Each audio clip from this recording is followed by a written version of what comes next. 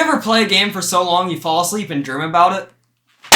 Yeah, me neither. You ever start playing a game and then realize it's 1 a.m. and you have to be up early? But that doesn't happen all the time, just when this happens. But what makes games so immersive? Is it the stakes of a Zelda game, or the simple yet complex gameplay of Civ? Maybe the microtransactions of Mario Run? When you're unable to step away from a game and you are fully immersed, being pulled away from a game can feel like torture. I never said it was bad torture. You ever get called in the middle of the final boss? When a game has perfectly melded into your thoughts and as if you were there, the general on the battlefield, the swordsman in battle, or the monkey on the bongos. Game immersion is like entering a lucid dream. You're aware and present, but you aren't you. You are Peach infiltrating the X-Nauts, or Mario looking for himself some cake. The feeling of flow you achieve in a game like Portal, where you start thinking with portals, is really when the game begins. If only. A game doesn't need to be realistic to be immersive. It just needs to feel good and keep your attention. That's how games like Thousand Year Door and Block Game are able to feel so immersive. Any game can be immersive. I'm sure someone's been immersed. Smashing. For many years now at this point, games have been incentivized to have longer playtimes. Whether it's so they can be finished in a rental period, so they look like a better deal, or so the speedrun versus average playtime looks funny. But is bigger always better? I mean, personally, I've always preferred smaller experiences. When a game is able to be played in a single sitting, it has always meant I got a lot more enjoyment. If a game takes multiple days, it means that if I get busy or lose track of where I am, if you run into any high friction points like an unnecessarily tough boss fight or a poorly designed section, you might just drop the game. And coming back to a game after not playing it for weeks or months, especially something like a Zelda, can just feel wrong. Like you're missing stuff. It's nearly impossible to actually feel immersed in the world at that point. Also, maybe I'm just weird, but being able to save a game and load it weeks or months later just really ruins my suspension of disbelief. The princess is in danger! I'll deal with that in like 2 years. Have fun. Well, I guess I have to finish this. You must save Hyrule, the princess is in danger! The benefits of a longer game are really quite obvious as well. I mean, there's a reason for games to be this big. They're able to tell more gripping and longer lasting narratives. You don't go from start to finish in a few hours, making you feel much more like the hero that you're embodying. If you're playing the final boss for the first time after 40 hours, it feels like you earned it. It's like if you have a real investment in its world and characters, assuming you played it in a week or two. However, even if you're an invested player keeping your Roth IRAs in check, there are some real downsides. Think about it, if you're committed enough to be able to sit through a 40 or more hour game, you're probably the type of player who wants to 100% their games. Alright, I've collected all the life pieces, hidden controllers, and condoms. Now I'm able to defeat the final boss without the ability to struggle. Immersion really starts to break as you get more powerful. Ah yes, the most powerful warlord of all time. I'm sure I'll have a real difficult time now that I have 20 hearts and maxed out armor. Yes, everyone enjoys games differently. Is that a fine way to enjoy your game? Yes. Do I have any desire to do that? Fuck no. But the feeling of immersion is different for everyone. But the longer it is, the more I get used to the game, the less the world can draw me in. Games like Minecraft I'm almost entirely numb to at this point. On a similar point, doing side quests, some people find them really fun, and those people will probably kill everyone in their sleep for XP. But side quests can both massively aid in immersion or entirely kill it. If a game has well-crafted, enjoyable side quests that really make the world feel lived in and real, it can be exactly what a game needs to feel lived in. However, more commonly, they kill the flow of the game. I just spent 8 hours farming eggs to get rupees for a single heart piece. That sort of side quest design can not only kill the pacing, but would absolutely ruin the suspension of disbelief around the game. And the longer a game is, the more likely for it to run into these issues. The longer the game, the more content, the higher the chance that the dev team fucks up. Hey, we're all human. We all put stuff in the wrong place. If you see an American sign in a European game, or something else that's just out of place, it can kill the immersion. It's like when you realize you're dreaming and you open up your eyes like cold water's been splashed on you. Those things that pull you out of the game can be rare, but it could be something like a control being buggy, or your controller disconnects mid-combo in Beat Saber. They kill the mood almost as much as if someone had called you in the middle of a game. Though maybe the biggest downside is that the longer the game, the more likely you are to have to take a break. How many unfinished save files do you have?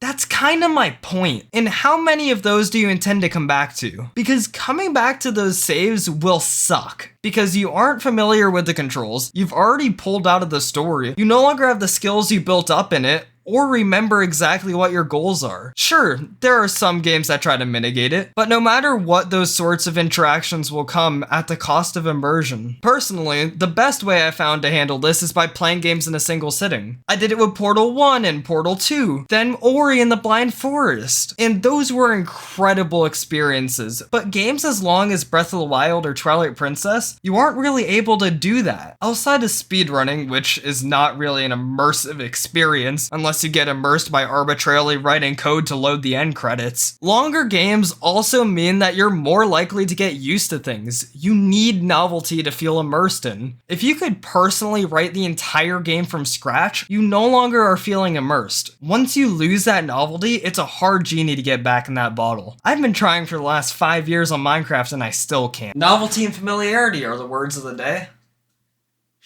But James Madison had a point. You have to balance games to make them feel immersive. It needs to follow the world's rules, but also introduce something new. Immersion is an emotion, a feeling, and much like game story beats never hit as hard the second time around, immersion is best felt at key moments when the game draws you in, but it holds on for long after if you let it. For that reason, it can be best experienced in a single sitting where you're not leaving the game for long periods of time. Therefore, not letting that feeling drop. I still remember playing Red Dead Online with some friends. We just ride around on horses, not because we couldn't fast travel, but because it was more fun. More immersive to ride a horse everywhere. But as we started playing more and more, fast travel just became more convenient. A little faster, you could say. Every player has a different point, but at some point doing the right thing becomes a pain in the ass. Once that barrier of it's not worth it is reached, there isn't really any going back. And so a longer game, again, tends to lead to this slow erosion of immersion. Because I no longer care that it feels like a cowboy to ride around when it's just cutting off 10 hours of my life. If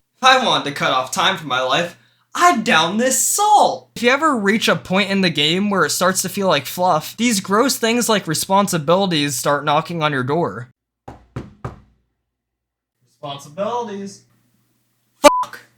This threshold is really what determines whether you're able to be an anime fan or just a game enjoyer, is your tolerance to the fluff. Because personally, fluff kills a game for me. Fuck, I'd rather do math homework. Once that investment in the game is no longer making returns, the immersion is more dead than my financial future. However, in fairness, longer games do have some benefits. You get emotional weight. I don't know if Twilight Princess had been shorter, I would have cared as much about Midna. I said as much. But a full 40 to 50 hour game can really give a game some stakes and feel like a true adventure. You're able to emotionally connect with characters better when they have more screen time. Not that screen time. It allows for actual character arcs and designs, which allow for better, more accurate characters. Longer games, in theory, should be more immersive. The reason they aren't often is due to real-world factors that are beyond the actual game and game design. With a full-length game, you are able to get more used to the world. The world building can be deep and immersive, with it being able to feel more lived in and follow its own rules that you become more aware of throughout the game. You're able to feel more prepared for bosses and other parts of the game. You feel like a real adventurer and not somebody who just killed a bunch of shit and is now a high-level beast. D&D XP rules, anyone? The longer a game is, the more its world is able to feel vivid. The thousands of hours in Minecraft have to manifest somehow.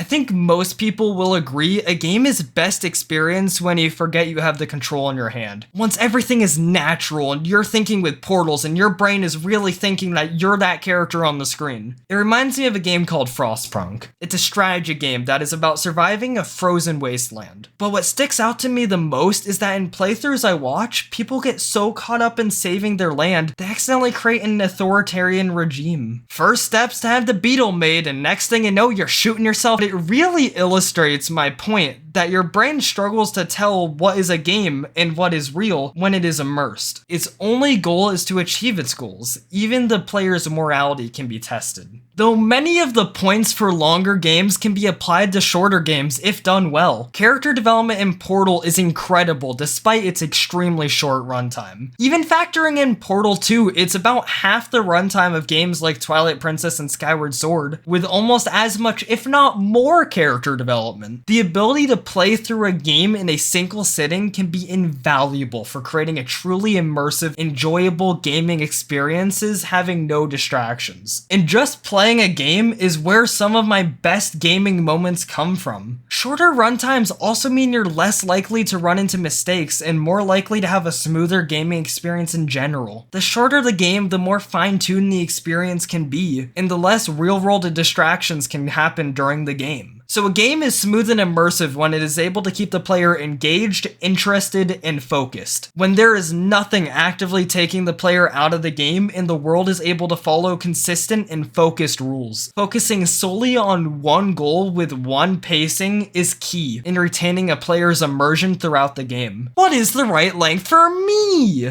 If you have any of these questions, you should ask your doctor if Viagra is right for you. But the right length for games is incredibly subjective between each person. But personally, I think for best immersion and one sitting playthrough ability, 7 to 15 hours is the best length for a game to be. If you don't mind me, I'm gonna go and find the nearest campfire.